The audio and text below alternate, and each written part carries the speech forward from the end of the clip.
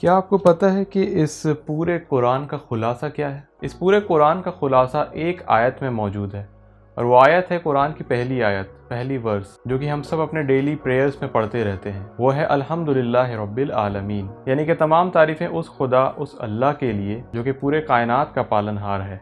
इसका पूरा श्रेय ऊपर वाले को जाता है। हम कोई नहीं है, कुछ भी नहीं है। जो भी आपको सक्सेस है उसको भगवान को उसका श्रेय देते हैं। बिल्कुल। आप किसको देते हैं श्रेय?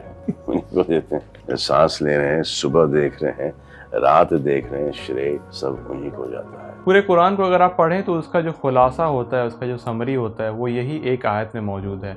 बाकी जो कुरान, इसके अलावा जो भी कुछ हम पढ़ते हैं, जो भी कुछ आयतें पढ़ते हैं, वो इसी एक आयत का एक्सप्लेनेशन होता है, चाहे वो डायरेक्टली हो या इनडायरेक्टली हो। अब यहाँ पे जो अरबिक टर्म यूज़ हुआ है तमाम तारीफ़ें यानी तारीफ़ें के लिए, वो यहाँ पे यूज़ हुआ है हम्द का। हम्द अरबी में सिर्फ तारीफ़ को नहीं कहते हैं, हम्द के अंदर और भी काफ़ी सारी चीज़ें आती हैं। उसमें तारीफ़ आती है, शुक्रगुजारी आती है, उसमें एक्नॉलेजमेंट आता है, और भी काफ़ी सारी चीज़ें हैं। और ये जो हम्द है यानी कि तारीफ़ बयान करना है, इसके बारे में कुरान एक दूसरे जगह पे ये भी फरमाता है कि इंसानों के अलावा भी जो भी मखलूक हैं खुदा के, वो भी इस हम्द को बयान करते हैं। वो हमारी तरह यानी इंसानों की तरह ज़बानी तौर पर नहीं करते, वो अपने एक्शंस के थ्रू करते हैं। एक जगह कुरान में खुदा ये फरमाते हैं कि क्या तुम नहीं देखते कि बर्ड्स यानी चिड़ियाँ किस तरह से अपने पंख के ज़रिए खुदा की हम्द बयान करती है, और इस तरह से बाकी क्रिएशंस भी किस तरह से खुदा की हम्द बयान करते हैं। तो जो भी क्रिएशन या जो भी मखलूक है इंक्लूडिंग अस, वो सारे खुदा की हम्द बयान करते हैं, उसकी तारीफ़ करते हैं। लेकिन यहाँ पे डिफरेंस क्या है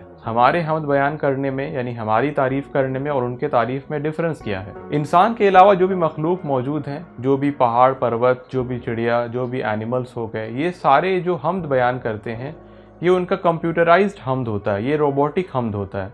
उनके पास इंसानों की तरह फ्री विल नहीं है, आज़ादी नहीं है।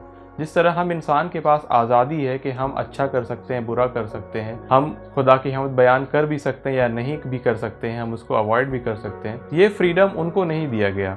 उनके पास कोई फ्री विल मौजूद नहीं है। वो एक कंप्यूटराइज्ड फॉर्म में, एक रोबोटिक फॉर्म में काम करते हैं। वो जो हम्द बयान करते हैं वो उनके अंदर एंजल्स ने डाला हुआ है, वो बाय डिफ़ॉल्ट उस हम्द को बयान करते हैं। अब इसका मतलब ऐसा नहीं है कि वो जो हम्द बयान कर रहे हैं वो कोई कम दर्जे का हम्द है, यानी कि वो कम तारीफ़ कर रहे हैं और हम ज़्यादा कर रहे हैं। लेकिन ये डिफरेंस था जो कि मैंने आपको बताया। बाकी मखलूक और इंसान के हम्द बयान करने में एक फ़र्क ये भी है कि इंसान को सोचने और समझने की सलाहियत दी गई है। हमारे पास ये कैपेबिलिटी है कि हम सोच समझ कर खुदा को डिस्कवर कर सकते हैं, हम उसके बारे में जान सकते हैं, हम समझ सकते हैं, हम साइंस के इल्म हासिल कर सकते हैं। फिर हम देख सकते हैं कि किस तरह से खुदा ये सारा निज़ाम चला रहा है, और उसके बाद हम उसके ऊपर कॉन्टम्पलेट करके, तदब्बुर करके, तफक्कुर करके उसकी फिर हम तारीफ़ कर सकते हैं। ये तारीफ़ ऑटोमेटिकली आती है। यही चीज़ सूरह ज़ारियात में भी हमें देखने को मिलता है कि खुदा फरमाते हैं कि मैंने नहीं बनाया इंसानों और जिन्नों को सिवाय कि वो मेरी इबादत करें। और यही इसी वर्स में खुदा आगे फरमाते हैं कि मुझे कोई रिज़्क़ की ज़रूरत नहीं है कि इंसान मुझे रिज़्क़ अता करे, मैं उसे रिज़्क़ अता करता हूँ, मैं उसका पालनहार हूँ। इसी वर्स के कॉमेंट्री में जो कुरान के कॉमेंटेटर्स हैं वो बयान करते हैं कि ये जो इबादत है वो क्या है। ये इबादत नाम है मारिफत का।